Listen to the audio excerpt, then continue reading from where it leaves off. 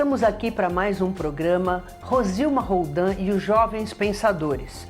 Depois aí de um período de férias merecidos, voltamos com novidades, voltamos com os nossos quadrinhos, que hoje nós temos novidades nos quadrinhos também, com os nossos amigos Mariângela Fortes Veiga, psicóloga, e o Rogério Cláudio, com atividade física, um ano novo, com preocupações e também sugestões de soluções. E nesse primeiro bloco, nós vamos conversar sobre um assunto que está nos preocupando bastante, que é o meio ambiente. Nós fizemos no final do ano passado um programa com o professor Dr. Luciano de Souza, cuja tese de doutorado dele é baseada nas florestas, a importância da proteção das florestas para que não ocorram desastres ambientais, para que também não tenha tanta alteração climática como a gente tem sabido, né? Quem acompanha o assunto sabe que há um agravamento de todos esses problemas. E hoje nós começamos o ano, o primeiro programa do ano, inédito, com o advogado, mestre em Direito Ambiental, o meu querido amigo Gustavo Abraão, que vai conversar com a gente aqui sobre a importância de se defender o meio ambiente no Brasil. Nós que estamos ainda sob o impacto dessa tragédia que foi Brumadinho, indesculpável pelo fato de que recentemente aconteceu em Mariana,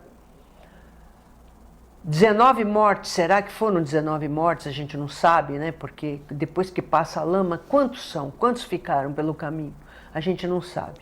Mas que fosse uma vida perdida por conta da ganância, por conta do interesse pessoal, por conta de proteger uma mineradora, então por isso nós vamos fingir que está tudo bem, isso é imperdoável. E aí alguns a gente vê aqui que falam em direita e esquerda. Isso não é questão de direita e esquerda, isso é questão de defender a vida. A vida ainda é o direito humano fundamental mais importante. E principalmente a vida dos outros. Nós defendemos as pessoas, a vida das pessoas, quando elas mesmas querem pôr cabo à vida delas. Muitos entendem que é direito delas, mas a gente tenta proteger. Que dirá outras pessoas, crianças. Tem gente que é tão contra o aborto. E essas crianças todas que morreram aí embaixo da lama? Não é lama, é lixo tóxico isso. A gente fala lama, dá a impressão que é aquela laminha lá da praia. É lixo tóxico. E para falar sobre tudo isso, nós trouxemos aqui o meu amigo. Boa tarde, querido Gustavo. Boa tarde, agradeço o convite. É muito honroso estar aqui no seu programa, Jovens Pensadores. Nós temos aí um trabalho, né, de estudo por muitos anos, né? Já são 13 anos lecionando, indo para o 14º, então a pesquisa, o estudo, principalmente na área que envolve a saúde do trabalhador, o meio ambiente do trabalho, né? E agora estamos aqui preparados, né, para expor e debater esses assuntos relacionados à defesa do meio ambiente, a defesa do meio ambiente como um todo e na espécie que envolve o meio ambiente do trabalho, haja vista a questão atual de Brumadinho. Pois é, eu li recentemente, você deve ter lido também, que é considerado hoje já Brumadinho o maior acidente de trabalho que já se teve notícia no mundo. É verdade isso, Gustavo? É um dos maiores acidentes, sem dúvida. A questão da vítima, né? A vítima, em número de vítimas presenciais, né? Realmente o maior acidente. Tivemos alguns acidentes no Brasil com grande número de vítimas, mortes, né? Que eu me lembre, né? Tivemos problemas que envolveu a cratera do metrô em São Paulo, né, Verdade. no ano de 2007, Verdade. mas com um pequeno número de mortes, né, pouquíssimas vítimas. Tivemos outros acidentes com mineradoras, mas com menos número de funcionários realmente, e como envolve a comunidade, essa questão da vitimização, né? A vitimização sendo muito maior nesse caso. Porque inclusive a gente tem que pensar não só, porque o acidente de trabalho tem esse impacto, não só ele onera o próprio trabalhador, como onera uma família, né? Que normalmente a gente calcula a família no mínimo 4 membros, né? O marido, a mulher e 2 filhos, no mínimo 4 pessoas. Então é um impacto social e de saúde muito grande. O que nos preocupa é justamente a questão do meio ambiente, não só a questão do meio ambiente natural, mas principalmente nesse caso a questão do meio ambiente do trabalho, né? Nesse caso recente de Brumadinho, é alarmante a construção de refeitórios e uma sede administrativa próximo de um risco conhecido, né, conhecido, Gustavo? Um risco conhecido. E as pessoas também, elas têm que saber qual é a diferença de risco e dano, né? Porque o risco toda atividade econômica, inclusive da mineradora, no presente caso, existe risco, seja pequeno, médio ou alto. É considerado uma atividade de risco. Sim, toda atividade econômica é de risco. Agora, o dano potencial, no caso, era alto, né? Por quê? Porque dentro da estrutura, do planejamento que foi construído, né, toda a barragem e também a proximidade, né, dos departamentos da empresa e das comunidades, das zonas rurais, então isso torna-se um potencial pelo tamanho também de número de rejeitos. Nesse caso, né, eram cerca de 3 milhões de rejeitos. Então, a questão dos rejeitos aumenta o potencial. Lembrando que no Brasil, né, nós temos aí, em termos de barragens, mais de 24 mil. Mais de 24 mil. Só em Minas parece que tem 700, me parece. Então, né? As 700 barragens são de rejeitos no Brasil. Aí em Minas são 357 barragens. Sendo que dessas 700, que tem o número 700 barragens de rejeitos, 320 barragens não possuem dados atualizados pelos órgãos públicos. Ou seja, não se sabe se está em risco, se não está em risco. Porque existe uma política nacional de segurança de barragens, né? Ela existe desde 2010. E essa política nacional de segurança de barragens, ela possui dados que são fornecidos pelas empresas que, obviamente, contêm um risco à população, à comunidade, aquela atividade econômica. Então, esses dados, eles são enviados pelas próprias empresas. Aí, pelos dados que existem, né, na Agência Nacional de Mineração, nós temos 700 barragens de rejeitos no Brasil, 357, como eu disse, no estado de Minas Gerais. Aí nós temos, desse número de 700, 320, ou seja, quase aí 50%, 45% aproximadamente de barragem que a gente não sabe o potencial, não sabe exatamente dados em concreto de uma possibilidade que possa justamente essa se repetir, tragédia, né?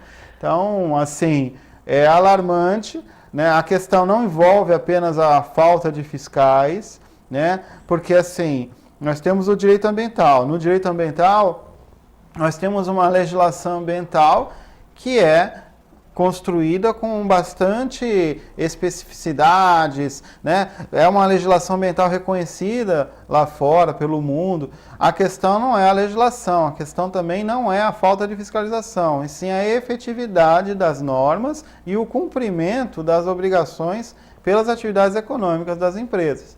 Então, se uma empresa não fornece dados para o órgão e o órgão não tem fiscais, existem esses números, 320 barragens, né, que não se tem produção de dados, obviamente não se tem a consideração de que tamanho é o potencial de dano, muito menos se tem risco ou não tem risco. Né? E você vê que esses rios alimentam toda a população ribeirinha. No caso de Mariana, por exemplo, tem até aquele mapa que a gente tem divulgado com os rios do Brasil, o Rio Doce morto. e agora o Paraupeba também, né? Porque o Paraupeba, ele estava no caminho da barragem, né? Então, como ela continua andando, ela atingiu, né? Foi o primeiro rio que foi atingido, o Paraupeba. E ele já está morto também, já tem os especialistas que já disseram que ali não há possibilidade de vida, justamente porque não é uma lama comum, é uma lama tóxica, né? Cheia de veneno, né? A questão neste caso em específico, é a questão do dano ao ecossistema marinho, né? A questão das culturas, né? A questão da cultura que vai ter seu sustento, né? Os pescadores, Exato. As atividades que estão ao redor desses rios, e o Brasil, como ele muito bem colocado, é repleto de rios. Existem muitas atividades culturais que envolvem a necessidade do sustento dessas famílias. Então, muitos pescadores, obviamente, né, foram afetados e continuarão sendo se não houver justamente uma prevenção, né, com relação a dados, né, e aí, diante dessa prevenção, medidas que venham a tornar legitimamente necessárias a precaução se houver os danos eventualmente, né? E o risco ele sempre vai existir, como eu disse, né? Não, e a gente sabe que a água ela está imediatamente ligada ao progresso, à vida, ao desenvolvimento. Então, se você olhar o mapa do Brasil, a região que menos rio tem é o Nordeste. Então, e a região que mais tem rio é justamente o Sudeste e o Sul.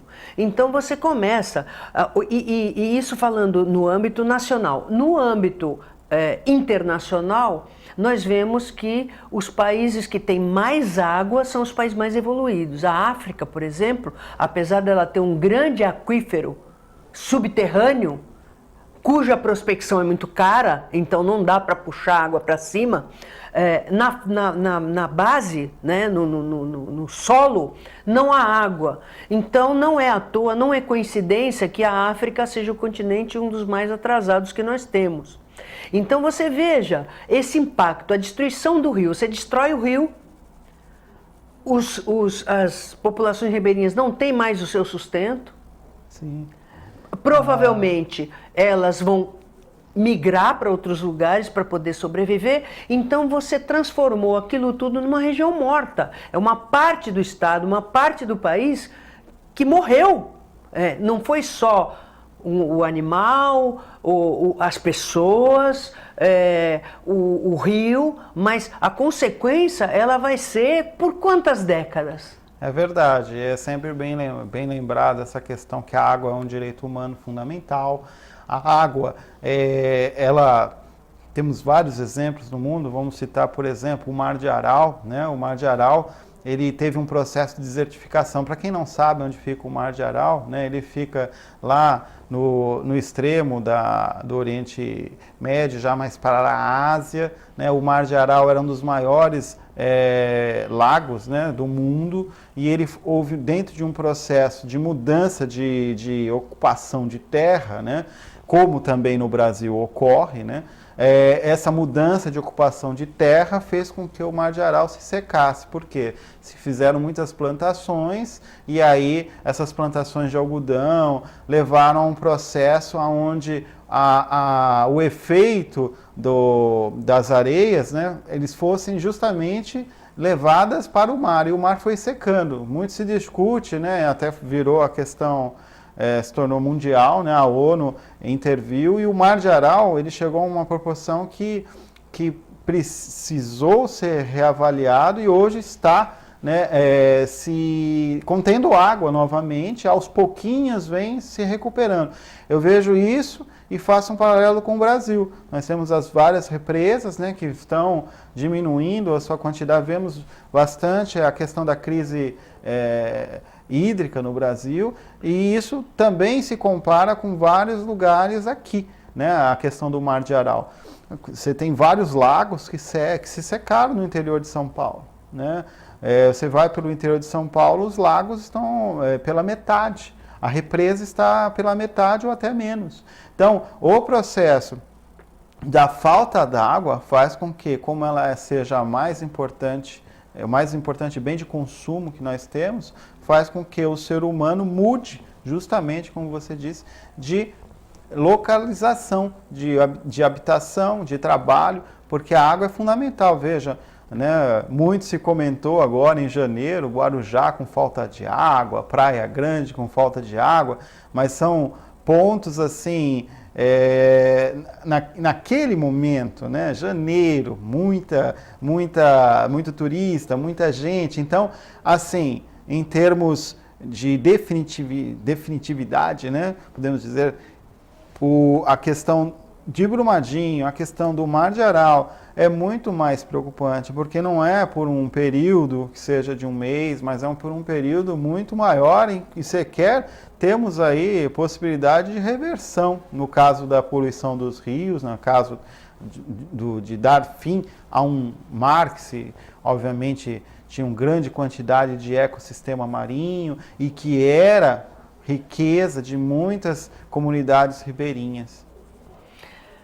Doutor Gustavo, nós temos aqui 6 minutinhos para você falar agora do curso, né? Nós temos um curso que você é coordenador, inclusive você está até anunciando no nosso programa, com muita honra eu abri espaço, porque eu acho justamente por causa de tudo isso que nós temos conversado, só que quando você fez o anúncio ainda não tinha acontecido essa tragédia de Brumadinho, né? Então ficou mais premente a nossa preocupação, né? Porque não é uma fantasia, é real, né? Verdade. Então eu queria que você falasse nesses últimos minutinhos do primeiro bloco,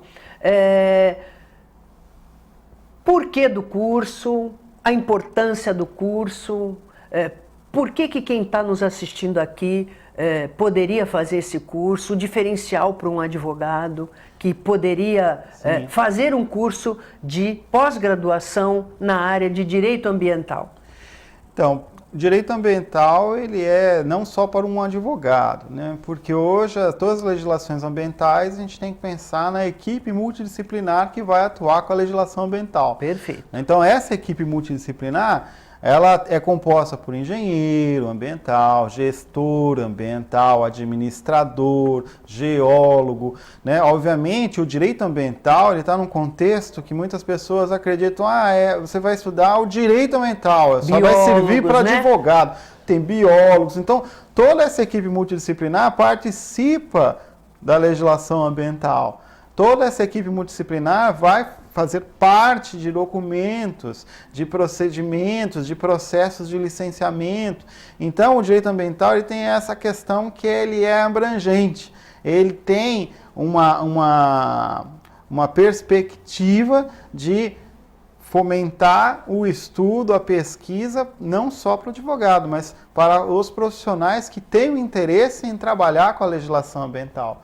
Então, aí dentro dessa perspectiva, né, nós fizemos o lançamento do curso de pós-graduação em Direito Ambiental, né, lá na Universidade de Santa Cecília.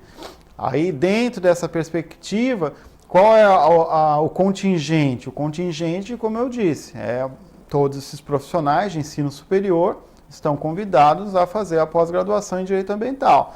Todos estes profissionais, eles vão ter acesso à legislação ambiental? Sim, mas no curso nós temos algo que é diferencial, que é justamente o direito ambiental transversal no direito da saúde.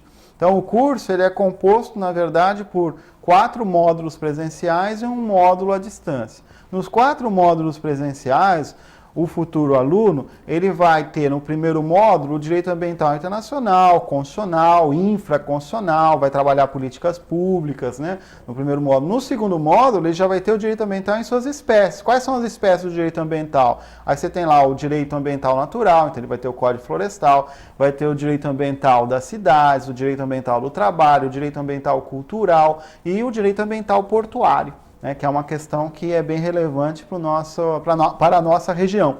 Né? E dentro dessa perspectiva, temos ainda o módulo 3, que é transversal com a saúde, com questões de agrotóxicos, questões de saúde mental, questões de políticas públicas voltadas à saúde privada, à saúde pública, e o meio ambiente está envolvido nisso, porque a saúde e o meio ambiente trabalham de forma transversal, existe lá uma interconexão. das legislações.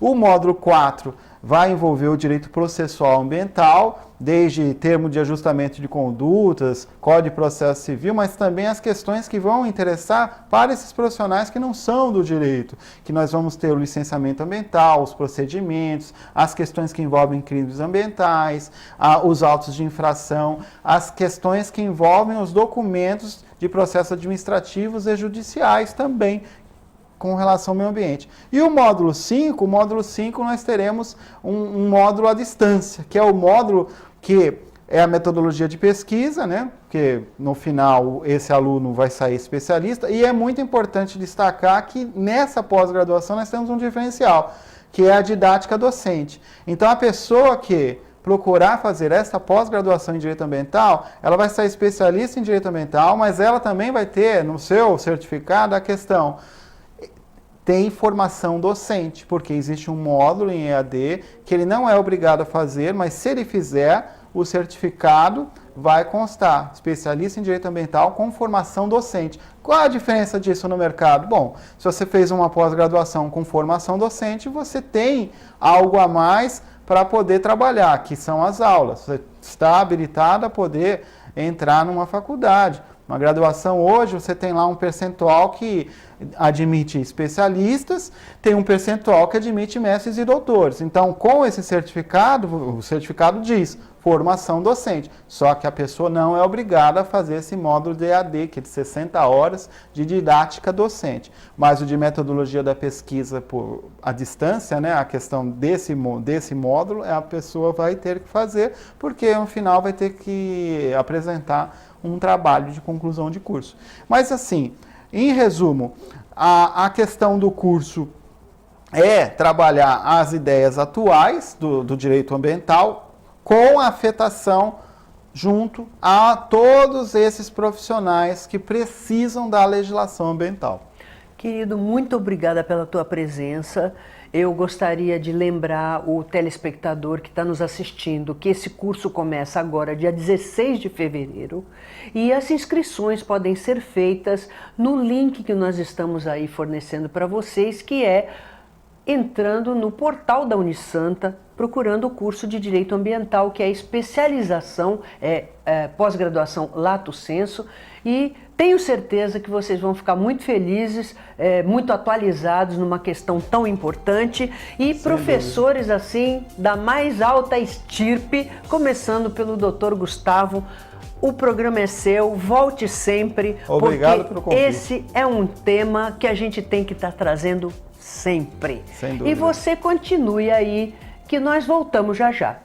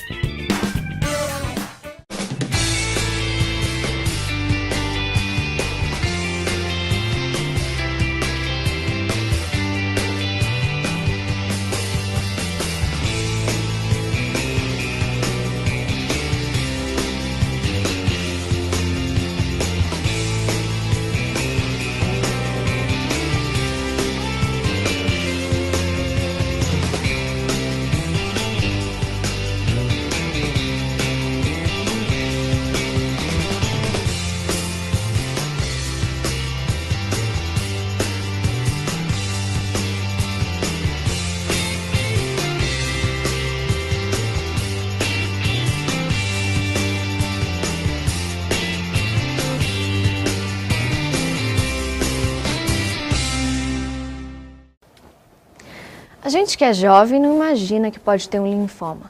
E é entre os jovens que acontece o maior número de casos. Mas eu vim aqui para dar uma boa notícia. Existem 85% de chances de cura se o linfoma for diagnosticado a tempo. Por isso, eu vou dar um toque. Faça esse movimento. Se sentir alguma mudança estranha junto com outros sintomas, procure um médico. Ajude a divulgar uma coisa simples, mas que pode salvar muitas vidas. Entre no movimento contra o linfoma da Abrale. Se toca. Quanto antes você descobrir, melhor.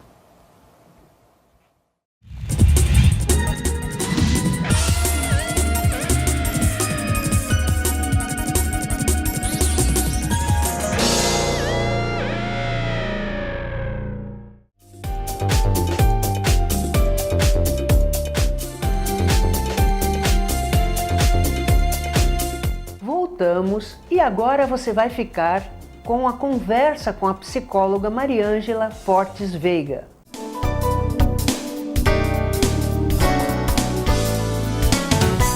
Oi, pessoal, já estava com saudade de vocês por aqui. Eu queria hoje falar com vocês sobre as múltiplas inteligências. Isso é uma teoria que cientificamente já tem até bastante tempo. Mas agora entrou em moda, então eu quero falar hoje sobre a inteligência emocional. O nosso cérebro, o lado emocional que ele trabalha com as emoções, ele trabalha numa velocidade incrivelmente maior que o lado da razão. Aí o que acontece? Na hora de um teretetê, as emoções vêm muito antes que a razão e aí você pode fazer besteira. O ideal é que você, já ouviu inclusive isso muito, conte até 10 antes de dar uma resposta em cima dessa explosão emocional. Para isso, é difícil? Para isso tem técnicas e outras coisas que a gente vai continuar falando aqui para vocês, tá bom? Por enquanto, pé no freio aí dessas emoções.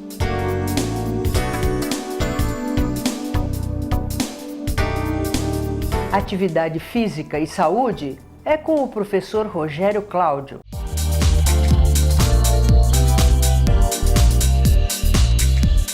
Olá, tudo bem?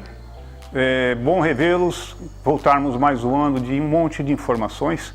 E a primeira pergunta é se nós estamos conseguindo colocar em prática aqueles momentos lá de projeções, objetivos a serem alcançados. Eu vou colocar a minha saúde em primeiro plano. O que é mais importante para a minha vida, tá? Vamos sempre lembrar que a saúde é o nosso maior patrimônio, ok? Então seria bastante interessante pensarmos em ter atividade física, exercícios físicos regulares, ter bons pensamentos agregados a boas amizades, uma boa alimentação e principalmente procurando sempre um profissional de educação física capacitado que ele possa te orientar de acordo com as tuas necessidades e os teus objetivos, ok? Grande abraço, nos vemos.